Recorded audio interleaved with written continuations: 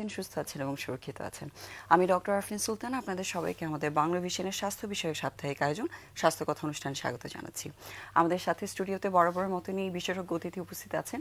আজকে যারা আছেন তাদের পরিচয়টা আপনাদের জানাচ্ছি। আমাদের সাথে আজকে আছেন অধ্যাপক ডক্টর এম আশিকুর রহমান ভূঁইয়া, যিনি এনটি অনকোলজি ও head neck surgeon, national institute of এনটিতে আছেন ঢাকাতে, এবং আমাদের সাথে আরও আছেন ডক্টর ফকির ওয়ালিদ শাহ, যিনি সহকারী অধ্যাপক হিসেবে আছেন থোরাসিক সার্জারি এবং আবাসিক সার্জন হিসেবে আছেন জাতীয় বক্ষব্যাধি ইনস্টিটিউট হসপিটালে। এবং আপনাদের দুজনকেই আমাদের আজকের অনুষ্ঠানে স্বাগত জানাচ্ছি। দর্শক, আজকে আমাদের সাথে খুব ইন্টারেস্টিং দুটো বিষয়ের সার্জন আছেন। সো এই বিষয়গুলোতে যদি কারো কোনো প্রশ্ন থাকে বা কিছু জানার বিষয়ে আগ্রহ থাকে, আমাদের সেটা জানাতে পারবেন স্ক্রলে দেখানো নাম্বারে, এবং আমাদের সাথে যুক্ত থাকতে পারবেন ফেসবুক লাইভেও। ডক্টর আশিকুর রহমান, আপনার কাছ থেকে প্রথমে একটু ইএনটির বিষয়টা নিয়ে আলোচনাটা শুরু করতে চাই। খুব কমন ডিজিজগুলো ইএনটিতে হয়ে থাকে। নাক কান গলা বিশেষজ্ঞ হিসেবে নিশ্চয়ই অনেক ধরনের রোগ আপনি রোগীদেরকে ট্রিটমেন্ট দিয়ে থাকেন বা রোগের চিকিৎসা দিচ্ছেন। প্রথমেই একটু দর্শকদের জন্য, ওদের জন্য ফ্রেন্ডলি করে যদি একটু বলতেন কী কী রোগগুলো আপনারা দেখে থাকেন অ্যাজ এ ইএনটি স্পেশালিস্ট। যদি ইএনটি স্পেশালিস্ট আমি বলি, তাহলে আমরা কিন্তু অনেকগুলো ডিজিজে ড্রিল করি। ইএনটি মানে এয়ার, নোজ অ্যান্ড থ্রোট, অর্থাৎ নাক, কান এবং গলা, অনেক বড় এরিয়া। বড় এরিয়া। তো আমরা যদি কানের ধরুন, কান পাকা থাকে, কানে ওয়াক্স থাকে, এইগুলো আমরা ড্রিল করি। তারপরে কানের আরও অনেক ডিজিজ, যেগুলো কানে কম শোনা, তারপর অটোস্ক্লেরোসিস, এরকম ডিজিজ থাকে। তারপর ধরুন নাক যদি বলি, আমি নাকের কমন যেটা আমরা পাই যে নাকের হাড় বাঁকা থাকে, নাকের তারপর অ্যালার্জি থাকে, নাকে পলিপ থাকে, নাকে আপনার যদি ওল্ড এজে অনেক সময় আপনার দেখেন নাকে বিভিন্ন ধরনের ক্যান্সার হয়, সাইনোনাইজাল ম্যালিগনেন্সি আমরা বলি, ওগুলো হয়। যদি আপনি আসেন জিহ্বাতে আসেন, জিহ্বার মধ্যে কিন্তু আলসার হয়, এবং মোস্ট কমন আমাদের দেশে কিন্তু, এবং এই ভারত এবং বাংলাদেশ, এই সাবকন্টিনেন্টে কমন হচ্ছে টাং ক্যান্সার, খুব কমন। কারণ আপনি জানেন আমাদের দেশের বেশিরভাগ গ্রাম দেশে ধরুন এই যে আপনার ধূমপান করে, হ্যাঁ, তার পান খায়, সুপারি খায়, মানে জিহ্বার ক্যান্সারটা কিন্তু আমরা খুবই কমন পাই, বুঝেছেন। তারপরে ধরুন আপনার টনসিলের সমস্যা হয়। আর যদি নিচে যান তাহলে লেয়ারিং, ভোকাল কর্ড, যেটা আমরা শরৎথলি বলি, ওই শরৎথলিতে আপনার ভোকাল কর্ড পলিপ হয়, নোডিউল হয়। যেমন আপনি বুঝবেন কেমন করে, গলার স্বর চেঞ্জ হয়ে যায়। আর যারা স্মোকার এবং বয়স যাদের মানে 40 আপ, তারা কিন্তু বিশেষ করে মেল যারা, তাদের কিন্তু একটা রিস্ক থাকে যে তাদের শরৎথলির ক্যান্সার হয়। এটা কিন্তু খুব একটা যে আনকমন তা না, অনেক কমন, এটা আমরা ডিল করি। তারপর ধরুন আমরা যদি গলাতে আসি, তাহলে আমাদের আসে থাইরয়েড। এই থাইরয়েডে কিন্তু আমাদের প্রচুর ডিজিজ আমরা পাই, যেটা আমরা কমন, যেটা হচ্ছে নডুলার গয়টার, যেটা আমরা বলি গলগণ্ড বলি আমরা, কেমন। তারপরে এখানে আরেকটা অংশ হয় ধরুন ক্যান্সার। থাইরয়েডের অনেক ধরনের ক্যান্সার হয়, যেমন মোস্ট কমন যে ক্যান্সার সেটা হচ্ছে প্যাপিলারি কার্সিনোমা, ফলিকুলার কার্সিনোমা, তারপরে আপনার ওইখানে অ্যানাপ্লাস্টিক কার্সিনোমা হয়, মেডুলারি কার্সিনোমা হয়, কেমন। এগুলো কিন্তু কমন আমাদের দেশে। মানে আমরা যদি ব্রডলি চিন্তা করি, জি, ক্যান্সার জাতীয় রোগ যেরকম হচ্ছে এবং ক্যান্সার ছাড়াও কিছু রোগ হচ্ছে। আবার নেক আরেকটা জিনিস হয় যে আমাদের দেশে খুব মোস্ট কমন, সেটা হচ্ছে টিভি নেক। এই যে আমরা আমাদের সাধারণ মানুষের ধারণা থাকে যে টিভি, যেটা কি বল, যক্ষা বলতে আমরা বুঝি চেস্ট। আমার ভাই এখানে আছে, হয়তো বলবে যে বুকের মধ্যে টিভি হয়। আসলে কিন্তু আমার জানার মধ্যে টিভি সব জায়গাতেই হয়, দু একটা এক্সেপশন বাদ দিলে। বাট আমাদের নাক কান গলার মধ্যে কিন্তু আপনার এই যে নেক টিভি, গ্ল্যান্ড টিভি, এই যে ঘাড়ে যে আপনার গ্ল্যান্ড থাকে না, এই গ্ল্যান্ডে কিন্তু টিভি কিন্তু কমন। এবং সবচেয়ে বড় কথা হচ্ছে যে গ্ল্যান্ড টিভিতে আমাদের যে নর্মাল যে টিভির ওষুধ আমরা দিই, এই ওষুধ খুব একটা কাজ করে না। কেন কাজ করে না? কারণ গ্ল্যান্ডের ব্লাড সাপ্লাই কম থাকে, গ্ল্যান্ডের ওষুধ পৌঁছাতে পারে না, যার কারণে আপনার গ্ল্যান্ড টিভিগুলো বেশিরভাগই আপনার মাল্টি ড্রাগ রেজিস্ট্যান্ট টিভি হিসেবে রিপ্রেজেন্ট করে, এবং আমাদের হাসপাতালে আসে, এবং আমরা কিন্তু এদেরকে সার্জারি করা লাগে। এটা অনেকের ধারণা থাকে না। আবার অনেকে মনে করে যে ধরুন গলায় একটা গোটা হইলো, আমার জ্বর নাই, আমার কাশি নাই, তাহলে আমার টিবি হবে কেন? কিন্তু গ্ল্যান্ড টিবিগুলো বেশিরভাগ ক্ষেত্রেই অন্য কোনো সিমটম থাকে না, যেমন ওয়েট লস, তারপরে মানে খাওয়ার অরুচি, মানে এটা যক্ষার রোগের যাদের হচ্ছে তাদের ক্ষেত্রে এটা বলছেন। সো আমরা যদি মোটা দাগে বলি, যেরকম টিউমার জাতীয় পরিবর্তন হচ্ছে, সেটা ক্যান্সারাস অথবা নন ক্যান্সারাস যেরকম হচ্ছে, সাথে প্রদাহ, ইনফেকশন, খুব কমন ডিজিজ যেগুলো এগুলো হয়। আমরা যদি একটু বয়সের ক্ষেত্রে চিন্তা করে থাকি, অনেক সময় দেখি যে ইএনটি রোগগুলো হয়তো বাচ্চাদেরও বেশি হচ্ছে বা একদম এক্সট্রিম এজে গিয়ে হচ্ছে। বয়স অনুযায়ী এই রোগগুলোকে কোনোভাবে আপনি ডিফাইন করতে চান কিনা, বা জন্মগতভাবে কোনো রোগীর কোনো ঝুঁকি থাকে কিনা? জন্মগতভাবে যদি আপনি বলেন, তাহলে আমাদের জন্মগত রোগ বেশিরভাগই হয় আপনার কানের, যেগুলো হেয়ারিং আপনার লস নিয়ে আসে। ধরুন বাচ্চাদের জন্ম হলো, পৃথিবীর সব দেশেই কিন্তু জন্ম হওয়ার পরে আমাদের মানে পৃথিবীর সব জায়গায় বাচ্চাদের স্ক্রিনিং করে, হেয়ারিং স্ক্রিনিং করে, নিউনেটাল হিয়ারিং স্ক্রিন, কিন্তু আমাদের দেশে এটা চালু এখনো হয়নি। আমাদের দেশে বাচ্চারা যখন এই ধরুন 8-9 মাস একটু হয়, যখন ওরা কথা মানে রেসপন্স করে না, তখন বাবা মারা নোটিশ করে, কিন্তু এটা আগে নোটিশ করা দরকার ছিল। আচ্ছা, এরপর তাও অনেকে হয়তো বলে যে না, অনেকের আপনার ধরুন কথা দেরিতে বলে, অনেকে আমাদের দেশে কিন্তু চালু আছে কথাগুলো গ্রামে গঞ্জে, যারা কথা একটু দেরিতে মানে মানে শিখে। আসলে কিন্তু তা না, দেখা গেছে যে জন্মগতভাবে সে ককলিয়া নাই, অর্থাৎ যেটা দিয়ে আমরা কানে শুনি, ওই শোনার এই ককলিয়ার যে থাকে ইনার ইয়ারে, আপনি জানেন কানের 3টা অংশ থাকে, এগুলো বাহিরের অংশ যেটা আমরা পিনা বলি, তারপরে মধ্যকর্ণ, তারপরে হলো আপনার ইন্টারনাল এয়ার বা ইনার এয়ার। ওই ইনার এয়ারের মূল কম্পোনেন্ট হচ্ছে ককলিয়া, যেটা হলো মেইন সেল থাকে যেটা আমরা শুনতে পাই। কনজেনিটালি জন্মগতভাবে আপনার এই ককলিয়া তৈরি হয় না। তো এটা হলো আপনার মানে কমন একটা আমাদের দেশে প্রবলেম, যেটা হচ্ছে যে বাচ্চারা শুনে না, কানে শুনে না, এগুলো কি যার জন্য অ্যান্টিনেটাল ককলিয়ার স্ক্রিনে ইমপ্ল্যান্ট কিন্তু ধরা চালু পড়ার আছে। কোনো জি। সম্ভাবনা থাকে? যে এই জন্য বাচ্চারা যদি কানে না শুনে এবং যদি কোনো বাবা মা সাসপেক্ট করে যে না আমার বাচ্চারা শুনতে পাচ্ছে না, তাদের দ্রুত চিকিৎসকের কাছে নিয়ে যাওয়া উচিত। বিশেষ করে বিশেষায়িত যে হসপিটাল, তারাও সেগুলো ড্রিল করবে। নর্মাল ধরুন হাসপাতালে গেলে অনেকে বলেন না একটু পরে কথা বলবে, এটা অপেক্ষা করেন। আসলে ব্যাপারটা ওরকম না, তাদের ডায়াগনোসিসটা বিফোর 1 ইয়ার হওয়াটাই বেটার। তার মানে ডেভেলপমেন্টাল ডিলে যদি থাকে সেটাকে অবহেলার দৃষ্টিতে না দেখে সেটা দেখাটাই অ্যাটেনশনটা ভালো। নেওয়া উচিত। জি, অনেক ধন্যবাদ। ডক্টর ফকির ওয়ালিদ শাহ, আপনার কাছ থেকে একটু আপনার বিষয় যেটা আছে থোরাসিক সার্জারি, আমার মনে হয় সাধারণ মানুষের জন্য খুব ইজি না বিষয়টা বোঝা, যে আসলে থোরাসিক সার্জনরা কি জিনিসটা নিয়ে কাজ করছে। দুইটাই মেডিকেল টার্ম এবং সেটা বোঝাটাও দর্শকদের জন্য একটু ডিফিকাল্ট। থোরাসিক সার্জারি বিষয়টা আসলে কি, এবং আপনারা কি কি আসলে রোগীদেরকে দেখছেন এবং কি ধরনের চিকিৎসা দিচ্ছেন? থোরাসিক সার্জারি আমি যদি সিম্পলিফাই করে বলি, এটাকে চেস্ট সার্জারি বললেও হয়, কিন্তু এখন আসলে ডিসিপ্লিনারি নামটার জন্য থোরাসিক সার্জারি আসলে নামটা ধারণ করা। সেটা যদি আমরা বলি, বুকের ভিতর হার্ট এবং বড় রক্তনালী বাদ রেখে ব্যতীত বাকি যেই ধরনের অঙ্গ প্রত্যঙ্গ আমাদের বুকের ভিতর আছে সব কিছুর সার্জারি নিয়েই ডিল করে হচ্ছে থোরাসিক সার্জারি। যেমন আমরা প্রতিনিয়ত শ্বাস নিচ্ছি, ফুসফুস, উপর থেকে যদি চিন্তা করি এই ফুসফুসে শ্বাস নেওয়ার জন্য যে ট্রাকিয়ার যে সমস্যাগুলো হচ্ছে সেগুলো নিয়ে ডিল করে থোরাসিক সার্জারি। তারপরে হচ্ছে আপনি ফুসফুসে যে কোনো ধরনের সমস্যা, নিউমোনিয়া বা যক্ষা হচ্ছে, যক্ষা আমাদের মতো গরিব দেশে খুবই কমন, সেগুলোর পরবর্তী কমপ্লিকেশনের জন্য যা হচ্ছে, প্রথমত আমরা ঔষধের চিকিৎসা করা হয়, ঔষধে ভালো না হলে ফুসফুসের সেই অংশগুলো সাধারণত নষ্ট হয়ে যায়, সাধারণত ইনঅ্যাক্টিভ পার্ট হিসেবে থাকে এবং রিপিটেডলি ইনফেকশন হতে থাকে। তো আমাদের মতো দেশ, গরিব দেশ, যেখানে প্রচুর ঘনবসতি প্লাস পরিবেশগত বিপর্যয় আছে, আমাদের প্রচুর বায়ু দূষণ আছে, সে কারণে ফুসফুসের যে অংশগুলো আসলে নষ্ট হয়ে যায় সেগুলোর অপারেশনের জন্য কাজ করা হয়, আর যে কারণেই হোক, যে কোনো কারণেই হোক। আর এখন তো আমাদের মতো দেশগুলোতে প্রচুর ক্যান্সারের সংখ্যা বৃদ্ধি পেয়ে গেছে, তার মধ্যে ফুসফুসের ক্যান্সারের মৃত্যুর হার অনেক বেশি যদি আমরা রেশনালি চিন্তা ভাবনা করি।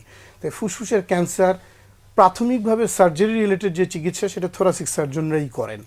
পরে ক্যান্সারের জন্য কেমো রেডিওথেরাপি, সেগুলো অনকোলজিস্ট বা রেডিওথেরাপিস্ট তারা ডিল করেন। এরপরে এখানে রয়েছে আমাদের খাদ্যনালী, বুকের ভিতর যে অংশটুকু বলা হয় ইসোফেগাস, যেটা পরে গিয়ে পাকস্থলী স্টমাকে যায়।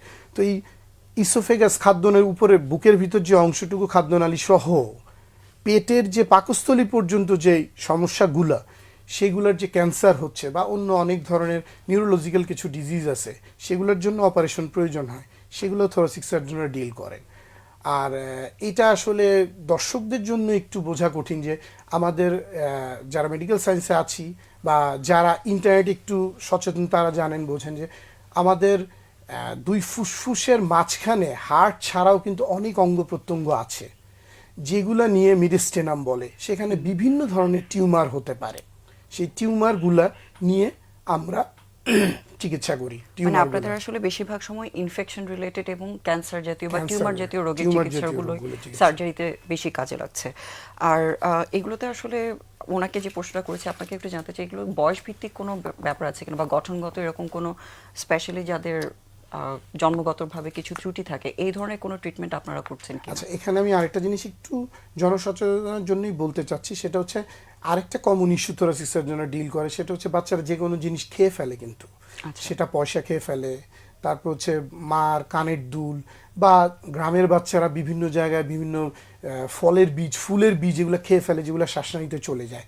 এগুলো যদি চিকিৎসা না হয়, পরবর্তীতে কিন্তু ফুসফুসের যে অংশটাকে বাতাস চলাচলে বাধাগ্রস্ত করে সেই জায়গাটা নষ্ট হয়ে যায়। মানে ইএনটি সার্জনরা যদি সেটা বের করতে না পারে তখন সেটা তখনই সেটা থোরাসিক সার্জনদের দ্বারস্থ হতে হয়। যেটা ইএনটি সার্জনরা যে মানে ইএনটি সার্জনরা তো আসলে প্রাইমারি হলে, তবে হ্যাঁ ভেরি প্রাইমারি হলে যে তৎক্ষণাৎ চলে আসলে ইএনটি সার্জনরা সেটা কিন্তু বেরোবে, কিন্তু আসলে আমাদের জনসচেতনতার অভাব, প্লাস হচ্ছে আমরা এখনো প্রপার রেফারেল সিস্টেমটা আসলে দেশে ডেভেলপ হয়নি যে এটা কার কাছে যেতে হবে না হতে হবে, তাই দেখা যায় ম্যাক্সিমাম ক্ষেত্রেই 24 ঘন্টা তো পার হয়েই যায়। তো সেক্ষেত্রে স্বাভাবিকভাবেই সেটা অংশটা নিচে চলে যায়, সেটা খাদ্যনালীতে হতে পারে, তখন শ্বাসনালীতেও সেক্ষেত্রে ঢুকতে আপনাদের পারে। হেল্পটা দরকার হয়। আর বয়স ভিত্তিক যেটা হচ্ছে জন্মগতভাবে ফুসফুসের অনেক সমস্যা আছে, যেমন আপনার কাছে এই আলোচনাটায় আসছি, তার আগে আমাদের সাথে একজন দর্শক যুক্ত আছেন, ওনার প্রশ্নটা একটু আমরা নিই। দর্শক, আপনার নাম এবং বয়স বলে প্রশ্নটা জানান।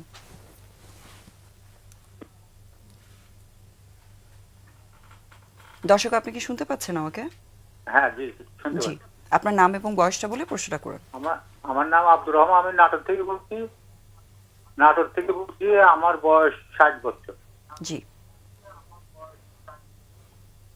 জি, আমার আজ 4 মাস হলো গলায় খাদ্যনালীটা শুরু হয়ে গেছে, আমি কিছু খাইতে পারি না।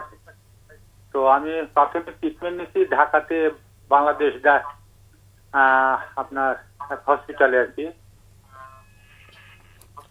ওই আপনার ইয়ে করে দেয়, আপনার ওয়াশ করে দেয় আর কি।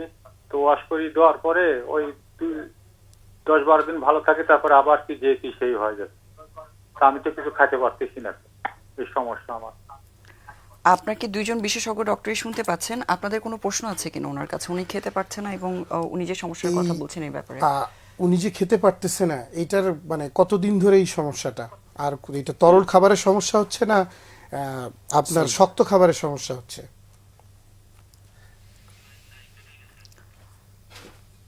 উনি আমাদের সাথে এখনো সংযুক্ত নেই, লাইনটা কেটে গেছে। উনি যতটুকু বলতে পেরেছেন এটার ভিত্তিতে আপনারা কিছু বলতে চান কিনা বা ওনাকে কোনো পরামর্শ দিতে চান কিনা? খাদ্যনালীর হচ্ছে একদম যদি উপরের দিকে সমস্যা থাকে, সেটা তো আসলে ইএনটি ফ্যারিংস ওনারা কাজ করেন। তো ফ্যারিংসের নিচে আসলে খাদ্যনালীর উপরের অংশ যেটা ইসোফেগাস, বিভিন্ন কারণে বয়স যেহেতু বলেন অনেক, 60 তো সেক্ষেত্রে আপনার ক্যান্সার বা এই ধরনের চিন্তা ভাবনা অবশ্যই প্রাইমারি থিঙ্কিংয়ে নিয়ে আসা উচিত।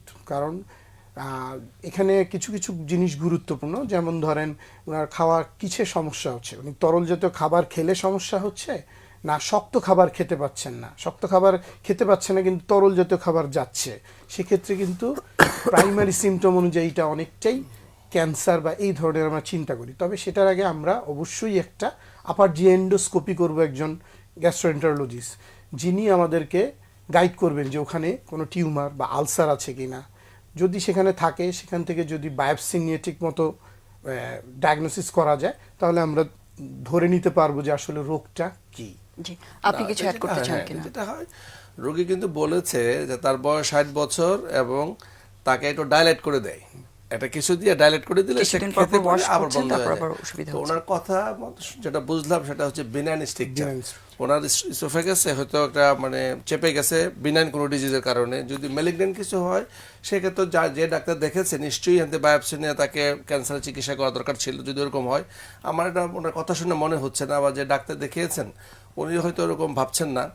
তবে ওনার বিনাইন স্ট্রাকচারই হয় অনেক সময়, যেটাকে বলে অত ড্রিল করে, বিশেষ করে এগুলো ইয়ারই থোরাসিকটা ড্রিল করে বা সার্জনরা তবে ড্রিল একটা করে। বয়সে হ্যাঁ, এরকম ধরনের বিনাইন স্ট্রাকচার গুলো বারবার ডাইলেট বা Dilate, বারবার ইয়ে হ্যাঁ, করতে ক্যান্সারের ট্রান্সফরমেশন অনেক বেশি, বয়সটা অনেক বড় ইম্পর্টেন্ট ইস্যু। জি, আর যারা এই ধরনের সমস্যাগুলোতে ভুগছেন ওনারা আসলে চিকিৎসার জন্য কোথায় কোথায় যেতে পারেন? এইটার জন্য আপনি জাতীয় বক্ষব্যাধি ইনস্টিটিউটে সরকারি জায়গায় জাতীয় বক্ষব্যাধি ইনস্টিটিউটে হাসপাতাল আছে, ঢাকা মেডিকেল কলেজ আছে, চট্টগ্রাম মেডিকেল কলেজেও সেটার ব্যাপারে চিকিৎসা সম্ভব। তবে এখন রাজশাহী, রংপুর, সিলেট এইসব জায়গায় বিভাগগুলো চালু করার ব্যাপারে, যেহেতু রোগীর সংখ্যা দিনকে দিন বাড়ছে, তো এইসব ব্যাপারে চালু করার জন্য সরকার যথেষ্ট চেষ্টা করছেন, সচেষ্ট রয়েছে। অনেক ধন্যবাদ। আপনি যে আলোচনাটা করছিলেন সেখানে ফেরত যেতে চাই। জি, বাচ্চাদের জন্মগত কিছু ত্রুটির ব্যাপারে যেরকম আপনি বলছিলেন যে লাঙের কিছু সমস্যা হতে পারে, সেই বিষয়গুলো। বাচ্চাদের জন্মগত ত্রুটি বলতে গেলে সাধারণত ফুসফুস একটা বড় অংশ এবং জীবন ধারণের জন্য ভেরি ইম্পর্টেন্ট। তো যেসব বাচ্চাদের দেখা যায় জন্মগতভাবেই অনেক অনেক বাচ্চার ফুসফুসের দেখা যায় কোনো একটা অংশ অনুপস্থিত থাকতে পারে, অ্যাজেনেসিস অফ দ্য, যে কোনো ধরেন রাইট বা লেফট লাঙের আপার লোব বা এরকম কোনো একটা অংশ আপনি অনুপস্থিত থাকতে পারে। তাছাড়া যেটা হয়, ফুসফুসে যেটা কনজেনিটাল লোবার এমফাইসেমা বলে, মানে ফুসফুসের ওই অংশটুকু, এই আপনি ফুসফুসের অংশটুকু হচ্ছে যতটুকু ডেভেলপ হওয়ার কথা থেকে পাতলা মোটা পর্দার মতো, কিন্তু ওগুলো আসলে আপনার অক্সিজেন, আমাদের যে লাংসের মেইন ফাংশনটা অক্সিজেন এক্সচেঞ্জ, সেটাতে পার্টিসিপেট করে না, কিন্তু হয়তো এয়ার ট্র্যাপড হয়ে রয়েছে, এবং আস্তে আস্তে সেটা এয়ার ট্র্যাপড হতে হতে ফুসফুসের যে ভালো অংশ সেটাকেও চাপ দিতে থাকে, সঙ্গে কোনো কারণে হার্টেও যেহেতু এয়ার যাচ্ছেই এবং এই এয়ারটা এক্সচেঞ্জের মতো কোনো রকম ফিজিক্যাল ক্যাপাসিটি তার নাই, তো সেই জায়গাটায় লোবার এমফাইসিমা হয়ে ওই জায়গাটা প্রায় নষ্টের মতোই হয়ে যায়। এবং শ্বাস প্রশ্বাস নিতে পেশেন্টের দেখা যাবে যে এই বুকের দিকে চেস্ট ওয়াল ইনরয়িং থাকে আর কি, মানে শ্বাসকষ্ট হচ্ছে, অনেকটা মনে করে এখনও এটা অনেকেই মনে করে যে নিউমোনিয়ার মতো শ্বাসকষ্ট হচ্ছে কিনা, এবং সেই ক্ষেত্রে অবশ্যই বিশেষজ্ঞর দ্বারস্থ হয়ে যদি এক্স রে বা সিটি স্ক্যান করা যায়, তাহলে এই জন্মগত যে রোগ সেটাকে অবশ্যই নির্ধারণ করা সম্ভব, এবং আর্লি চিকিৎসা করলে এটার ফলাফলও অনেক ভালো। আচ্ছা, এবং আরো কিছু ডিজিজ থাকে যেমন সিস্টিক ফাইব্রোসিস বা এরকম Cystic কিছু fibrosis। যেখানে ফাইব্রোস্ট হয়ে গেলে লাংগুলো, সেক্ষেত্রেও নিশ্চয়ই আপনারা ট্রিটমেন্ট দিচ্ছেন। বাচ্চাদের জন্য থোরাসিক সার্জন কি আলাদা, নাকি আপনারা একই ডিপার্টমেন্ট বাচ্চাদেরকে একই ট্রিটমেন্ট দিচ্ছেন? ডিপার্টমেন্টে এখনো পেডিয়াট্রিক্সের জন্য, থোরাসিসের জন্য এখনো আলাদা হয়নি। বাচ্চা এবং অ্যাডাল্ট দুটাই হচ্ছে আপনি থোরাসিক সার্জারি এখনই করছেন। জি, আমরা এই বিষয়গুলো নিয়ে আবার আলোচনায় আপনার কাছে আসবো। তার আগে আপনার কাছ থেকে একটু, যেহেতু আমরা ইএনটি অনেক বড় একটা বিষয়, যে কোনো একটা টপিক নিয়ে স্টার্ট করতে চাই, সেটা হচ্ছে গলার রোগগুলো নিয়ে।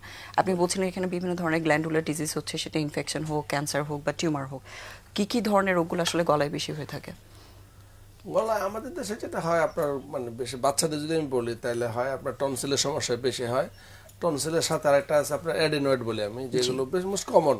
ধরুন 5 থেকে 10 বছরের বাচ্চাদের আপনার নাকের পিছনে নেজোফেরিংস থাকে, ওখানে একটা আপনার, আপনি জানেন নেজোফেরিংস আপনার ইয়ে থাকে, আপনার কিছু কি বলে লিম্ফয়েড টিস্যু থাকে, তো ওগুলো আপনার বাচ্চাদের যদি ফ্রিকোয়েন্টলি আপনার ইয়ে হয়, ঠান্ডা লাগে বা যাদের অ্যালার্জিক সমস্যা থাকে, তাদের আপনার ওই নেজোফেরিঞ্জাল যে টনসিল বা নেজোফেরিঞ্জাল যে আপনার লিম্ফ নোড, ওইকে আমরা বলি অ্যাডেনয়েড, ওই যখন বড় হয় তখনই তার নাম হয় অ্যাডেনয়েড। যদি বড় না হয় তখন কিন্তু তার নাম অ্যাডেনয়েড হয় না, জাস্ট লিম্ফয়েড টিস্যু। তো ওই অ্যাডেনয়েডগুলো হয় কি, ওরা যত মানে বড় হবে তার এয়ার স্পেসটা তত কমে যাবে। অর্থাৎ আমরা যখন বাচ্চারা ঘুমায় তখন আমরা কিন্তু নর্মালি কি হয়, মুখটা বন্ধ থাকে আমাদের, আমরা নাক দিয়ে শ্বাস নিই। কিন্তু যে সমস্ত বাচ্চাদের অ্যাডেনয়েড থাকে তারা কিন্তু আপনার অ্যাডেনয়েডের জন্য রাতে যখন ঘুমিয়ে যায় তখন মুখটা বন্ধ হয়ে যায়, নাক দিয়ে বাতাস নেয় না, তো অটোমেটিক তখন করে কি হা করে ঘুমায়। তো আমরা যখন বাচ্চারা যেহেতু শ্বাসনালীটা সংকুচিত হয়ে যাচ্ছে, কারণ তার বিকল্প রাস্তা নাই। নর্মালি আমাদের কি হয়, যখন আমরা ঘুমায় যায় আমরা মুখটা বন্ধ থাকে, নাক দিয়ে শ্বাস নেই, বাচ্চাদেরও তাই হয়। কিন্তু যদি এডিনয়েড হয় তখন তার এই যে নাকের দিয়ে যে বাতাসটা যায়, পিছনে গিয়ে নেজোফেরিঞ্জ বলে আমরা পিছনে, হ্যাঁ, ওই জায়গাটা বন্ধ হয়ে যায়, তাহলে সে নিতে পারছে না শ্বাস, তখন অটোমেটিক তার মুখটা খুলে যায়। তো এই রোগীর বাবা মারা এসে বলে যে আমার বাচ্চা হা করে ঘুমায়, এটা কমন সিমটম। আর যখনই অ্যাডেনয়েড বড় হয় তখন অ্যাডেনয়েডের সাথে আপনার এই কানের একটা টিউব থাকে, এটাকে অডিটরি টিউব অথবা ইউস্টেশন টিউব। ওই টিউব দিয়ে আপনি জানেন মিডল এয়ারটা হচ্ছে একটা ফাঁকা জায়গা, এখানে এয়ার থাকে, এই এয়ারটা কোত্থেকে যায়, নাক থেকে যায়। তো এই যে স্টেশন টিউবের ওপেনিং আর অ্যাডেনয়েডের যে এনলার্জমেন্ট, তার জায়গার এক জায়গায়, তখন সে করে কি, অ্যাডেনয়েডটা বড় হলে ওই স্টেশন টিউবের যে নেজোফেরিঞ্জাল যে ওপেনিং ওটাকে সে ব্লক করে ফেলে। তখন কি হয়, কানের মধ্যে আপনার ফ্লুইড জমে, যেটাকে আমরা বলি ওএমই বলি।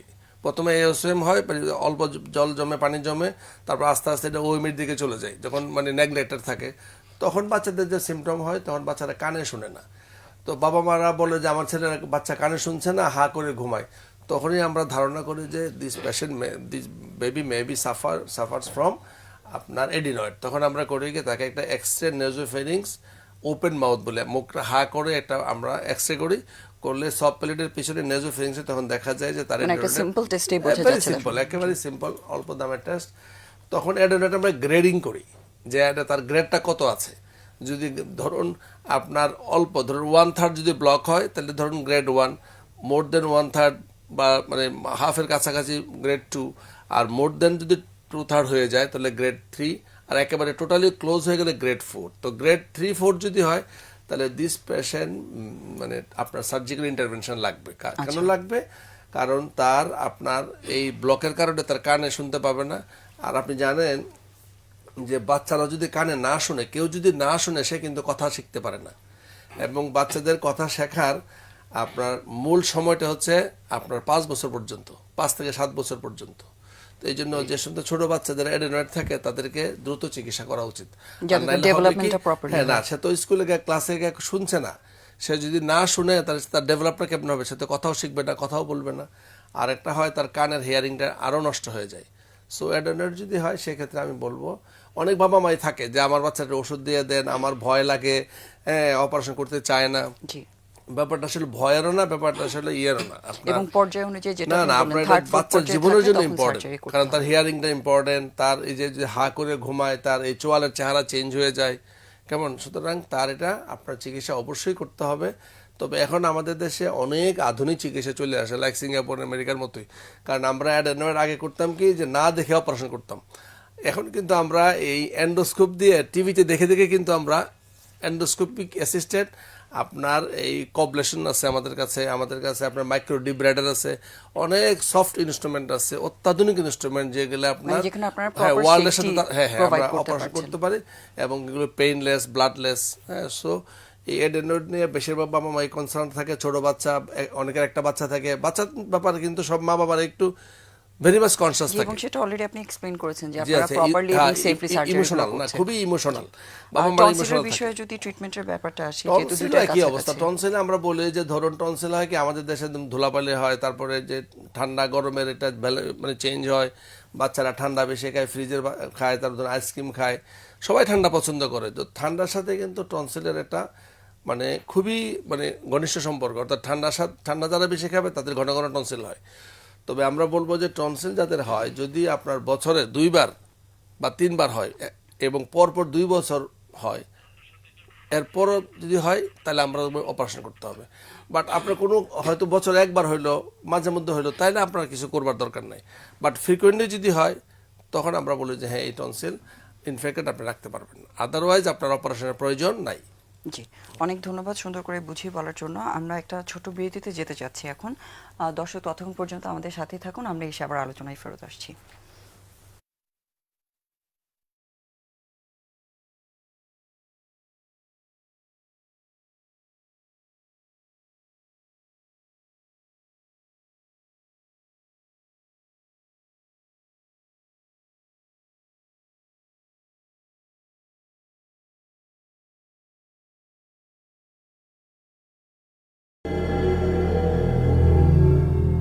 দ্বিতীয় মেয়াদে ক্ষমতায় বসার পর থেকেই ধারাবাহিকভাবে ডেনমার্কের স্বায়ত্তশাসিত অঞ্চল গ্রিনল্যান্ড দখলের ইচ্ছা প্রকাশ করে চলেছেন মার্কিন প্রেসিডেন্ট ডোনাল্ড ট্রাম্প। প্রয়োজনে বল প্রয়োগের ইঙ্গিতও দিয়েছেন তিনি। এরই মাঝে গ্রিনল্যান্ডকে ডেনমার্ক থেকে আলাদা করার অভিসন্ধিতে ট্রাম্প প্রশাসন গোপন অভিযান চালাচ্ছে বলে অভিযোগ তুলেছে ডেনমার্ক। একাধিক সূত্রের বরাত দিয়ে ডেনমার্কের রাষ্ট্রীয় সম্প্রচার মাধ্যম DR এই গোপন তৎপরতার খবর জানিয়েছে। প্রতিবেদনে বলা হয়, মার্কিন নাগরিকদের একটি অংশ গ্রিনল্যান্ডের সমাজে ঢুকে পড়া এবং ডেনমার্ক থেকে দ্বীপটিকে বিচ্ছিন্ন করে যুক্তরাষ্ট্রের সঙ্গে একীভূত করার পক্ষে প্রচার চালানোর ষড়যন্ত্রে লিপ্ত। গ্রিনল্যান্ডের অভ্যন্তরীণ বিষয়ে হস্তক্ষেপের চেষ্টা চালাচ্ছে তারা, সমাজে বিভেদ ও বিভাজন বাড়ানোর চেষ্টা চালাচ্ছে। তবে ওই মার্কিন নাগরিক কারা তা স্পষ্ট করা হয়নি। ডেনমার্কের গোয়েন্দা সংস্থা সতর্কতা জানিয়ে বলেছে, বিভিন্ন ধরনের বিভাজনমূলক প্রচারণা চালানোর জন্য গ্রিনল্যান্ডকে নিশানা করা হচ্ছে।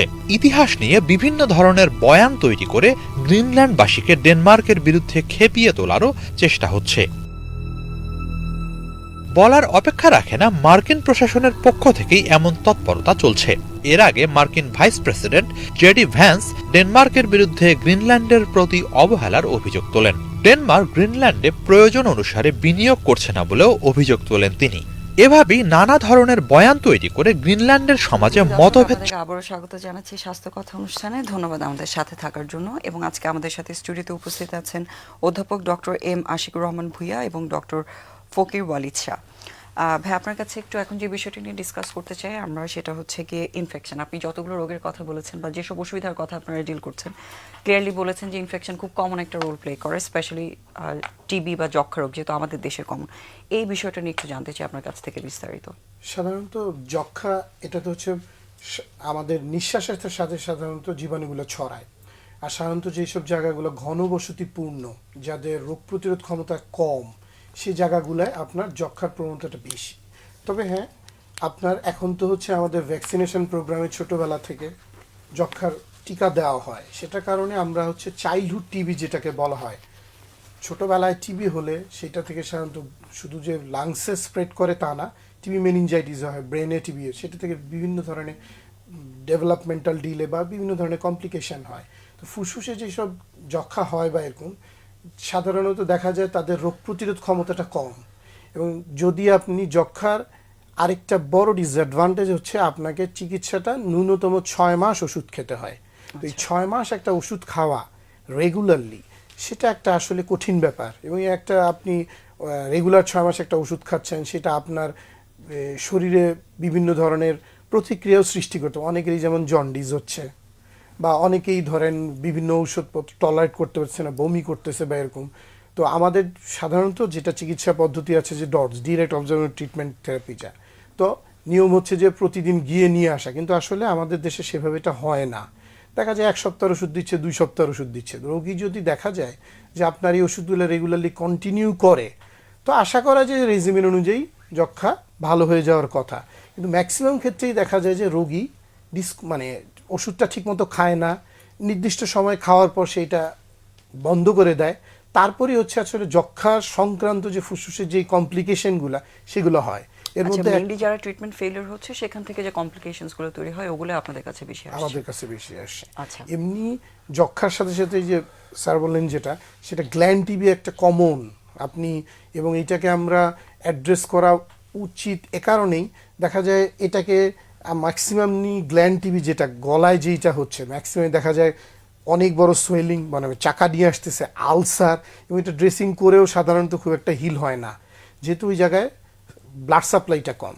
তাই অনেকেই ভাবে যে আমার সর্দি কাশি জ্বর বা ক্ষুধা মন্দা নেই, ওজন কমতেছে না, তারপর আমার যক্ষা কেন, এটা অনেকেই আসলে মানসিকভাবে মানতে নারাজ।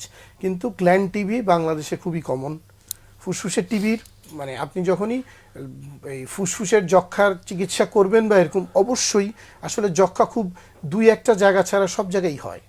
তো এই জন্য যখনই ফুসফুসে আপনার স্পুটাম পরীক্ষা করে, উপজেলা পর্যায়ে রয়েছে সাধারণত আর্লি মর্নিং স্পুটাম, মানে একদম ভোরে স্পুটামটা দেয়, কফটা দেয় কফ পরীক্ষার জন্য, সেটা যদি পজিটিভ আসলো অবশ্যই একজন চিকিৎসককে, সেটা প্রান্তিক পর্যায়ে হলো, তাকে এইটা জানা উচিত যে আর কোথাও তার যক্ষার যেসব জায়গাগুলো ছড়ানো বা সম্ভব, সেই জায়গাগুলা অন্তত রুগীকে বলে দেওয়া যে আপনি অমুক চিকিৎসকের দ্বারস্থ হন, বলে আপনি আপনার চিকিৎসাটা পরিপূর্ণ হবে আর কি। অবশ্যই। এই বিষয়টাতে আপনি কিছু অ্যাড করতে চান কিনা, যেহেতু গ্ল্যান্ডের ডিজিজ আপনারাও ডিল করছেন এবং অবভিয়াসলি সেখানে ইনফেকশন থাকলে যক্ষা রোগও হতে পারে, আপনি ওনার সাথে কিছু অ্যাড করতে চান কিনা? না, আমি একটু অ্যাড করতে চাই যে আগে আমি বললাম যে গ্ল্যান্ড টিবি, যেটা গ্ল্যান্ড টিবি একসময় আমাদের দেশে আপনার নেগলেক্টেডই ছিল, যে মানে টিউবারক্লোসিসের মানে ধরুন যে অপারেশন করা লাগে, এটা আমাদের কনসেপশনে ছিল না অ্যাকচুয়ালি, কেমন। তো আমরা 2013 সাল থেকে 14 সাল থেকে আমরা শুরু করেছি, আমরা ইনস্টিটিউটে প্রচুর রুগী পেয়েছি যাদের আপনার গ্ল্যান্ড নেগলেক্টেড, ধরুন আপনার নেক আলসার হচ্ছে না, তারপর ধরুন গ্ল্যান্ড টিবি, এক্সটেন্সিভ টিবি, যেগুলো কোনো ওষুধে কাজ হচ্ছে না, তখন ওগুলোকে আমরা অন ট্রায়াল বেসিসে 14 সাল থেকে আমরা অপারেশন করেছি। প্রায় আমাদের একটা স্টাডি আছে প্রায় 300 কেসের, 300 গ্ল্যান্ড টিবি আমরা অপারেশন করেছি, এবং সাকসেসফুলি আমাদের ওই স্টাডিতে কিন্তু দেখলাম যে তাদের ইভেন এই অপারেশন করবার পরে আমরা মানে 1 বছরের জন্য আমরা অ্যান্টিটিবি ওষুধ দিয়েছি, অনেকে ওষুধ খেয়েছে, অনেকে খায়নি, তারপরে কিন্তু আমাদের আর রিকারেন্স হয়নি, আমরা কিন্তু কোনো রোগীকে আর ফেরত পাইনি যে এই অপারেশনের পর ওরা ভালো হয়নি। সুতরাং গ্ল্যান্ড টিবির মানে প্রাইম ট্রিটমেন্টই হচ্ছে আপনার ড্রাগ। যদি ড্রাগে না যায় 3 মাস আমরা দেখতে পারি, বা হাইয়েস্ট 4-5 মাস বা 6 মাস, এরপরে যদি আপনার ড্রাগে কাজ না হয় তাহলে গো ফর সার্জারি। জি, অবশ্যই কমপ্লিট সার্জারি। আর আপনার কাছ থেকে এখন একটু যে ডিজিজটা নিয়ে আলোচনা করতে চাই সেটা হচ্ছে থাইরয়েড গ্ল্যান্ডটা নিয়ে, যেহেতু গ্ল্যান্ডগুলোর ডিজিজ নিয়ে আলোচনা হচ্ছে। থাইরয়েডের অনেকগুলো রোগের ব্যাপারে আপনি বলেছেন, খুব কমন একটা রোগ আমরা এখানে দেখতে পাই যেটা গলগণ্ড আপনি বলেছেন, সেটার সাথে নোডিউল হচ্ছে বা টিউমার হচ্ছে বা ক্যান্সার হচ্ছে, অনেক রকম রোগ হচ্ছে থাইরয়েডের। সো থাইরয়েড ডিজিজ সম্পর্কে একটু আমাদের দর্শকদের যদি জানান। ধরুন থাইরয়েড একটা মানে এন্ডোক্রাইন গ্ল্যান্ড আমাদের গলার সামনে থাকে, এখানে কিন্তু আপনার অনেকগুলো ডিজিজ হয়, যেমন ধরুন আপনার বিনাইন ডিজিজ হয়, যেটাকে আমরা বলি ক্যান্সার বলি না, আর কতগুলো হয় ক্যান্সারাস ডিজিজ। তো বিনাইন ডিজিজের মধ্যে আমরা বলি হাইপোথাইরয়েডিজম, হাইপারথাইরয়েডিজম, এগুলো হয়, এগুলো আপনার ট্রিটমেন্ট দিলে হয়ে যায়। বাট যখন আপনার থাইরয়েডের নডিউল হয়ে যায়, এই নডিউলগুলো হয়, নডিউল বলে গোটা বা যেটাকে আমরা বলি গয়টার, এই গয়টার যদি হয় তখন এগুলো কিন্তু আপনার ইররিভার্সিবল, এগুলো কিন্তু আর ফেরত যায় না। একবার যদি গ্ল্যান্ডে চাকা হয়ে যায়, এই চাকাটা আর ফেরত যায় না। তাহলে এই চাকাগুলো কি করতে হবে? এই চাকাগুলো ধরুন যদি এরকম চাকা থাকে, আস্তে আস্তে বড় হতে থাকে, তবে এই চাকাগুলো থেকে যেগুলো আপনার বেশিরভাগই বিনাইন থাকে, তবে 10-15% ক্ষেত্রে কিন্তু ক্যান্সার হয়। তো অনেক রোগী আমাদেরকে জিজ্ঞেস করে যে আমার থাইরয়েড একটা গোটা আছে, এটা থেকে ক্যান্সারের সম্ভাবনা আছে কিনা। তাহলে আমি বলে দিব যে 5টা পয়েন্ট আছে। যদি আপনার এই গলার এই যে গোটাটা বা থাইরয়েডের যে গোটাটা যদি হার্ড মানে শক্ত, যদি আর ধরলে মনে হয় যে এটা হার্ড ফিক্সড, হার্ড যদি হয় মানে শক্ত হয়, যদি এটা নড়াচড়া না করে 2 নম্বর পয়েন্ট। 3 নম্বর পয়েন্ট হচ্ছে যদি ব্যথা করে, এই গোটা যদি পেইন হয়। 4 নম্বর হচ্ছে যদি আপনি খেয়াল করেন যে আপনার গোটাটা ছিল 10 বছর যাবত, হুট করে গোটাটা চেঞ্জ হয়ে গেছে, তার মানে তার নেচার চেঞ্জ হয়ে গেছে। 5 নম্বর পয়েন্ট হচ্ছে যদি আপনার এই গোটার সাথে যদি আপনার গলার স্বর চেঞ্জ হয়ে যায়। এই 5টা পয়েন্টের একটা যদি থাকে বা যে কোনো 2-3টা থাকে, তাহলে আপনাকে ধারণা করতে হবে যে আপনার এই গোটার যেটা আছে এটা নর্মাল না, এটা ক্যান্সার হওয়ার সম্ভাবনায় 90%। তখন আপনাকে দ্রুত চিকিৎসকে যাওয়ার প্রয়োজন। তবে আমি বলবো যে এই জিনিসগুলো অনেকেই মানে বসে থাকে যে না আমার একটা গোটা আছে, আমার দাদার ছিল, নানির ছিল, এরকম কিন্তু আমাদের দেশের রংপুর, রাজশাহী, ইভেন আমাদের সব দেশ, সারা দেশে কিন্তু এটা এখন প্রিভেলেন্ট যে আপনার গয়টা, কিন্তু আমাদের অনেকের নেগলেক্টেড থাকে। এবং এই মাল্টিনোডুলার গয়টার আমি একটা আজকে যেহেতু এটা মানে প্ল্যাটফর্ম পেয়েছি, আমি এটা বলবো যে মাল্টিনোডুলার গয়টার যদি নেগলেক্টেড থাকে 10-20 বছর পরে এ থেকে চেঞ্জ হয়ে যে কমন যে ক্যান্সারটা হয় সেটা হচ্ছে ফলিকুলার ক্যান্সার, এটা এক ধরনের মানে খারাপ ক্যান্সারই। আরেকটা হয় ভয়ঙ্কর ক্যান্সার, যেটাকে বলে আমরা অ্যানাপ্লাস্টিক কার্সিনোমা। সে যে চরিত্র পরিবর্তন করে, যে এই অ্যানাপ্লাস্টিক শব্দের অর্থ হচ্ছে যে ক্যান্সারটাকে চেনা যায় না, তার অরিজিনটা জানা যায় না, এবং সে ক্যান্সারটা অত্যন্ত ভয়ঙ্কর। এবং অ্যানাপ্লাস্টিক ক্যান্সারের আপনারা চিকিৎসা করেন, সার্জারি করে যাই করেন, লাইফ টাইম 6 মাস। সো আমরা বলবো যে আমি এটাই বলবো সবাইকে যে যদি কারো এরকম গয়টার থাকে বা নেগলেক্টার থাকেন, আপনারা দ্রুত চিকিৎসকের কাছে যান, কারণ এগুলো কিন্তু চেঞ্জ হয়, এবং চেঞ্জ যে হয় খুব একটা যে আনকমন তা না। আমাদের ইনস্টিটিউট যেহেতু রেফারেল সেন্টার, আমরা কিন্তু প্রচুর এগুলি পাই, এবং আমার তো এবং হতাশ। যাদের এরকম দীর্ঘদিন ধরে নোডিউল বা এরকম ফোলা আছে তারা যাতে অবশ্যই এটা চেক আপে রাখেন। যে নর্মাল যেগুলো হয়, যেমন আমরা বললে 15-30% ক্যান্সার হতে পারে, ওই ক্যান্সারগুলো কিন্তু তো ভয়ঙ্কর ক্যান্সার না। যেমন ফলে মানে আমরা ডিফারেন্সিয়েটেড আর আনডিফারেন্সিয়েটেড। এই ডিফারেন্সিয়েটেড শব্দের অর্থ হচ্ছে যে আপনার এই ক্যান্সারটা থাইরয়েড থেকে আসছে, আমরা চিনতে পারি, এবং এইগুলো ট্রিটেবল। শুধু সার্জারি করলে 90% ভালো হয়ে যায়। সার্জারির পরে সামটাইমস আমরা মানে পেশেন্ট টু পেশেন্ট ভেরি করে, তখন আমরা রেডিও অ্যাবলেশনের জন্য পাঠাই। তবে এই মোস্ট কমন ক্যান্সার হলে পেপিলারি কার্সিনোমা, বাংলাদেশে কিন্তু মোস্ট প্রিভেলেন্ট। এবং আমরা পেপিলারি ক্যান্সার কিন্তু কার্সিনোমা কিন্তু আমরা এই 7 বছর থেকে 7 বছরের বাচ্চারা কিন্তু আমরা পেয়েছি। তবে 7 বছর থেকে 70 বছর কেউই কিন্তু মুক্ত না। এবং যারা এক্সট্রিম অফ এজ, বিশেষ করে 20-এর আগে আর 60-এর পরে, এই 2 এজে যে ক্যান্সারগুলো হয়ে গেলে হলো আপনার অ্যাগ্রেসিভ ভয়ঙ্কর ক্যান্সার। আর কমন যেগুলো ধরেন 20-25 বছর থেকে 50 বছর পর্যন্ত যে রোগী থাকে, ওদের যে পেপিলারি কার্সিনোমা হোক বা অন্যান্য যে ক্যান্সারগুলো হোক, ওগুলো কিন্তু আপনার অত অ্যাগ্রেসিভ হয় না। আমাদের যদি ট্রিটমেন্ট করে দেয় তা এবং রেডিয়েশন অ্যাবলেশন দিয়ে দেয়, তাহলে কিন্তু এগুলো বেশিরভাগ ক্ষেত্রে ফুল লাইফ ওরা কিন্তু পায়, একদম ভালো থাকে। তার মানে এখানে ইম্পর্টেন্ট জিনিস সেটা হচ্ছে রোগটাকে নির্ণয় করে নির্ণয় টাইপ অফ করা এবং ক্যান্সারটা সঠিক বের সময়ে করলে অনেক নির্ণয় করা। ট্রিটমেন্ট অপশন আছে। এবং আমি আমার দর্শকদেরকে বলবো যে রোগ নিয়ে বসে থাকা যাবে না। রোগ অবশ্যই। আপনার এখন ভালো চিকিৎসা আছে। থাইরয়েড সার্জারি এখন একদমই ব্লাডলেস, এক ফোঁটাও ব্লাড লাগে না, কোনো ব্লাড লাগে না, কিচ্ছু লাগে না, হাসপাতালে 1-2 দিন থাকা লাগে। আর থাইরয়েড ক্যান্সার আরেকটা শেয়ার করতেছে আপনাকে, ধরুন ক্যান্সার সার্জারি বা থাইরয়েড সার্জারিতে আমাদের অনেকেরই ভয় লাগে যে কয় বোতল ব্লাড লাগবে। আসলে কোনো ব্লাডে লাগে না, একেবারে লাগে না। 2 নম্বর হচ্ছে যে আমার কি কমপ্লিকেশন হয়, আমার কি, অনেকেই বলে আমার কি গলার স্বর ভেঙে যাবে কিনা, গলার স্বর নষ্ট হবে কিনা। হ্যাঁ, একটা সময় আমাদের দেশেও ছিল যারা আপনার নার্ভ আইডেন্টিফিকেশন আমরা করতে পারতাম না, বাট এখন কিন্তু আমাদের ডাক্তাররা, বিশেষ করে আমরা যারা এটা নিয়ে ড্রিল করি, আমাদের কাছে কিন্তু নার্ভ ইনজুরির রেট কিন্তু 0.1% না, পয়েন্ট মানে বলতে পারেন যে অ্যাবাউট টু নীল। তো সুতরাং নার্ভ নিয়েও মানে রিকারলেঞ্জিয়াল নার্ভ, যেটা গলা স্বর বসে যাওয়ার কথা, হবে না। এরপরে আসে প্যারাথাইরয়েড। আমরা এখন প্যারাথাইরয়েড গ্ল্যান্ড যদি চলে যায় তাহলে খাওয়া লাগে, ক্যালসিয়াম। এটা কিন্তু রোগীরা বুঝে, এখন তো ইন্টারনেট আছে, সবাই জানে, নেট থেকে কিন্তু ঘেটে ফেলে, স্যার আপনি যখন অপারেশন করবেন আমার থাইরয়েড থাকবে কিনা, প্যারাথাইরয়েড থাকবে কিনা, আমার ক্যালসিয়াম খাওয়া লাগবে কিনা। তো আমি বলবো যে না, আপনাদের এখন আমরা অনেক সচেতন, এখন আমরা এই যে প্যারাথাইরয়েড গ্ল্যান্ডগুলোকে আমরা আইডেন্টিফাই করি এবং উইথ ব্লাড সাপ্লাই আমরা একদম ব্লাড ভেসেল ধরে প্যারাথাইরয়েডগুলোকে প্রিজার্ভ করি। মানে মডার্ন টেকনিকগুলোতে আপনারা অনেক কমপ্লিকেশনস গুলো অনেক অ্যাভয়েড করতে প্যারাথাইরয়েড পারছেন। ইনসাফিসিয়েন্সি এখন অনেক কমে গেছে, বলতে পারেন 5%ও না। সো এখন এই থাইরয়েড মানে আপনি এটা অ্যাসিওর করতে চান যে ট্রিটমেন্ট আছে এবং সেফ ট্রিটমেন্ট আছে। 100 অনেক সেফ। জি, থ্যাংক ইউ সো মাচ। আপনার কাছে একটু ক্যান্সারের বিষয়ে জানতে চাই, সেটা হচ্ছে ফুসফুসের ক্যান্সারের ব্যাপারে আপনি অনেকবারই মেনশন করেছেন। তো একটু ফুসফুস ক্যান্সারের ব্যাপারে সচেতন করার জন্য আমাদের দর্শকদের ফ্রেন্ডলি করে যদি একটু বলতেন, আসলে কি কি উপসর্গ হচ্ছে বা কোন অবস্থায় আপনাদের কাছে আসা উচিত, ট্রিটমেন্টগুলো কি কি আছে বাংলাদেশে? বাংলাদেশে ফুসফুসের ক্যান্সার তথা সারা বিশ্বে ফুসফুসের ক্যান্সারের মৃত্যুর হার অনেক বেশি।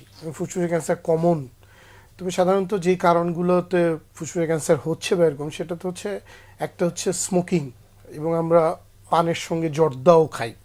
আমাদের আপাতদৃষ্টিতে জর্দার সঙ্গে যেমন টাং ক্যান্সার হচ্ছে, তেমনি সেটার সঙ্গে ফুসফুসের ক্যান্সারেরও একটা সম্পর্ক পাওয়া যায়। প্লাস এই নতুন নতুন করে যে আসলে আমাদের এই যে এই পরিবেশ যে বিপর্যয় হচ্ছে, এত পরিবেশ দূষণ, আমাদের ঢাকা শহরে বর্তমানে যে এই পরিবেশ দূষণের যে পলিউশন যে মাত্রা, সেটা থেকেও কিন্তু ফুসফুসের ক্যান্সার হওয়ার প্রবণতা অনেক বেশি। তো ফুসফুসের ক্যান্সারগুলোতে সাধারণত দেখা যায় ফুসফুস যে কোনো ধরনের রোগ হলে প্রথম সিমটমটাই হচ্ছে কাশি।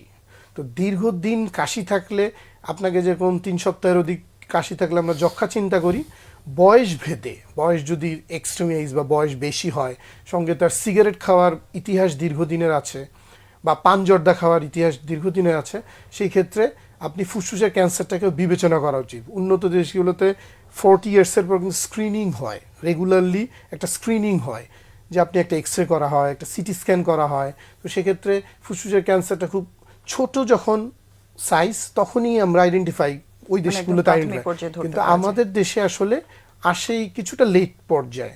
যেমন একটা কাশি হচ্ছে, আপনার যদি কাশির সঙ্গে রক্ত আসছে, দীর্ঘদিন ধরে ওজন কমতেছে, বা সেক্ষেত্রে আমরা ফুসফুসের ক্যান্সার ব্যাপারগুলো চিন্তা ভাবনা করতে পারি। ফুসফুসের ক্যান্সারগুলো আবার যদি বলি যে অপারেশন করার পর্যায়ে নেই, অনেক সময় সরাসরি ফুসফুসের আশেপাশে যে প্লুরাল স্পেস আছে, সেখানে পানি সহ আপনি রুগী প্রেজেন্ট করে যে পুরা একদম ফুসফুসের এক পাশে, যে পাশে আক্রান্ত সে পাশে ফুসফুসে পানি হয়ে গেছে, যেটা আমরা প্লুরাল ইফিউশন বলি, তখন অনেক শ্বাসকষ্ট নিয়ে প্রেজেন্ট হয়। তবে এই ধরনের রুগীর সংখ্যাও তুলনামূলক কম না।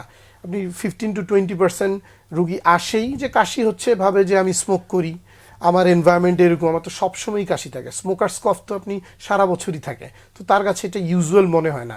যখন খুব শ্বাসকষ্ট হয়, তখন সাধারণত প্রান্তিক পর্যায়ে তারা চিকিৎসকের দ্বারস্থ হয়, এবং দেখা যায় যে আপনি ক্যান্সারটা তখন অনেক অ্যাডভান্স হয়ে গেছে। তবে ইউজুয়ালি আমাদের যদি ক্যান্সারের চিকিৎসার কথা বলি, আপনি আর্লি স্টেজে যদি 5 সেন্টিমিটার নিচে চিকিৎসা করে সেগমেন্টেক্টমি বা ওয়েজ রিসেকশন, মানে শুধু ওইটুক অংশ ডিভাইস বেসড, এন্ডোস্কোপিক সার্জারি যেরকম বিভিন্ন জায়গায় আছে, আমাদেরও কিন্তু হচ্ছে এখন এটা খুব বেশি অ্যাভেলেবেল, এটা হচ্ছে ভিডিও অ্যাসিস্টেড থোরাকোস্কোপিক সার্জারি।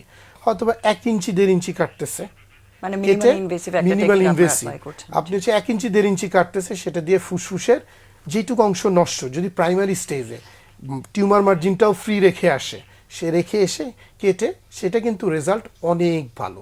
তবে হ্যাঁ, কোনো কারণে যদি লোব ইনভলভ হচ্ছে, সেক্ষেত্রেও আপনি ওই ফুসফুসের ওই অংশটুকু কেটেও দেওয়া হয়। এরপরে আমরা টিস্যু ডায়াগনোসিসের জন্য পাঠাই, সেই টিস্যু অনুযায়ী পরবর্তী কেমো রেডিওথেরাপি যেটা লাগে, অন্য ক্যান্সারগুলো সেভাবেই চিকিৎসা করা সম্ভব। লাং প্রতিস্থাপন বা লাং ট্রান্সপ্ল্যান্ট, এই ট্রিটমেন্ট ব্যবস্থা বাংলাদেশে আছে কিনা?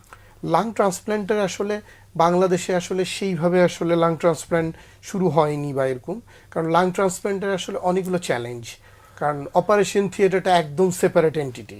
আপনি ইউজুয়ালি যদি উন্নত বিশ্বের লাং ট্রান্সপ্ল্যান্টের কথা চিন্তা করেন, শুধু লাং ব্যবস্থাটা এখনো বাংলাদেশে নেই। শুধু লাং ট্রান্সপ্ল্যান্ট করার থেকেও এখন আপনি ইন্টারন্যাশনাল যদি ইউএসএ বা কানাডা বা ইউরোপিয়ান বা অস্ট্রেলিয়ান, এখন কিন্তু বলে যে হার্ট লাং বোথ ট্রান্সপ্ল্যান্ট করা ইম্পর্টেন্ট। ইউজুয়ালি আমরা কোন সময় করি, যে সিস্টিক ফাইব্রোসিস, মানে যেগুলা জন্মগত এমন রোগ নিয়ে আসে যে ওই লাং আর ক্যাপাসিটি নাই, আমাদের যে গ্যাসাস এক্সচেঞ্জ, অক্সিজেন এক্সচেঞ্জের জন্য যেটা, সেই ক্যাপাসিটি নাই, তো সেই ক্ষেত্রে হার্ট লাং ট্রান্সপ্ল্যান্ট করা লাগে। তো আপনি এখানে হচ্ছে এটা কিন্তু একটা ভেরি টিম ওয়ার্ক। সেক্ষেত্রে আপনি পুরা হার্ট লাং অফ হচ্ছে, অফ হয়ে আমরা সাধারণত বাইপাসে যাই, কার্ডিওপালমোনারি বাইপাস বলে এটা। মানে সেই এটা ব্যবস্থাটা আলাদা এখনো তৈরি এটা হয়নি কার্ডিয়াক সার্জনরা করতেছেন, But কার্ডিয়াক আপনাদের সার্জনরা, ফুসফুসের কিন্তু প্রতিস্থাপনটা দিস নট। শুরু হয়নি। এবং এটার জন্য মানে ওই যে এটার পর হচ্ছে আপনি ইনফেকশনের রেট অনেক বেশি, যে ট্রান্সপ্লান্টের সেই এনভায়রনমেন্ট বা এটা অনেক ব্যয়বহুল। এটা যদি সরকারি পর্যায়ে শুরু করা যায় তাহলে হয়তো বা এটা সফলতার মুখ দেখবে আর কি। জি, অনেক ধন্যবাদ। আমরা একদমই অনুষ্ঠানের শেষ পর্যায়ে রোগীদেরকে ভালো থাকার জন্য যদি খুব ছোট করে কিভাবে ওভারঅল ভালো থাকতে পারেন কোনো পরামর্শ দিতে চান কিনা? রোগীদের ভালো থাকতে হলে আসলে পরামর্শের চাইতে ইম্পর্টেন্ট হচ্ছে স্বাস্থ্য সচেতন হওয়া উচিত। কেমন ধরুন আপনার আমাদের যে পরিবেশের যে দূষণ, এই দূষণ থেকে বেঁচে থাকা দরকার। যেমন ধরুন আমরা এই যে রাস্তাঘাটে আপনি যাবেন, সারা তার দেশে একই অবস্থা, রাস্তায় কাজ হচ্ছে, ডেভেলপমেন্ট ওয়ার্ক হচ্ছে, ধুলা বালি এরকম থাকে। তো আমরা বলবো যে সবাই যেন মাস্ক ব্যবহার করে, এবং এই যেমন ধরুন এই যে পরিবেশ যখন চেঞ্জ হয় বা টেম্পারেচার যখন চেঞ্জ হয়, গরম ঠান্ডার এটা একটু সতর্ক থাকবে। আর আপনার মাধ্যমে আমি সর্বশেষ একটা কথা বলতে চাই, আমাদের এই যে নাক কান গলার একটা অংশ আসলে সবসময় নেগলেক্টেড ছিল, সেটা রাইনোপ্লাস্টি। রাইনোপ্লাস্টি আপনি জানেন যে নাকের যে সৌন্দর্য বর্ধন, একটা হচ্ছে নাকের হাড় বাঁকা, ডিএনএ যেটাকে বলি, ওইটা এক জিনিস, নাকের ভিতরে থাকে, যার মাধ্যমে নাকে শ্বাস যাইতে চায় না। তো হাড় বাঁকার সাথে আবার এক্সটার্নাল নোজও কিন্তু অনেক বাঁকা থাকে। এই নাকের যে বাইরের অংশ, এটা অনেকের বাঁকা তারা থাকে। তো এটা কিন্তু মানুষের অনেক মনোকষ্টের কারণ হয়। একটা মানুষের সেটাও আপনারা সলভ করে দিতে পারছেন। সৌন্দর্য হচ্ছে তার মুখ, মুখের মধ্যে সবচেয়ে সুন্দর জায়গাটা হচ্ছে নাক। মানুষ এই যে নাকগুলো যাদের লম্বা এবং ধরুন মানে সুন্দর নাক, সুতরাং এই নাক যাদের বাঁকা, নাক যাদের বোচা, অনেক নাক থাকে মানে কি বলে একেবারে মানে বাঁকা তারা থাকে সামনের দিক থেকে, হ্যাঁ উপরের দিক থেকে। তো এগুলো এখন আমাদের দেশে কিন্তু আমরা এখন করছি। অনেক ধন্যবাদ। আমরা আসলে দেখা করতে অবশ্যই আমরা একদমই আসলে অনুষ্ঠানের শেষে আপনাদের দুজনকে আবারও ধন্যবাদ জানাচ্ছি আজকে আমাদের অনুষ্ঠানের শেষে এসে আমাদের দর্শকদের সুন্দর পরামর্শগুলো দেওয়ার জন্য, এবং দর্শক আপনাদেরকেও ধন্যবাদ আমাদের সাথে থাকার জন্য। আশা করছি আমাদের বিশেষজ্ঞ অতিথির কথাগুলো আপনারা শুনেছেন এবং চেষ্টা করবেন সেগুলো মেনে নিয়ে ভালো থাকার জন্য। দেখা হবে আবার আগামী সপ্তাহে। ধন্যবাদ সবাইকে।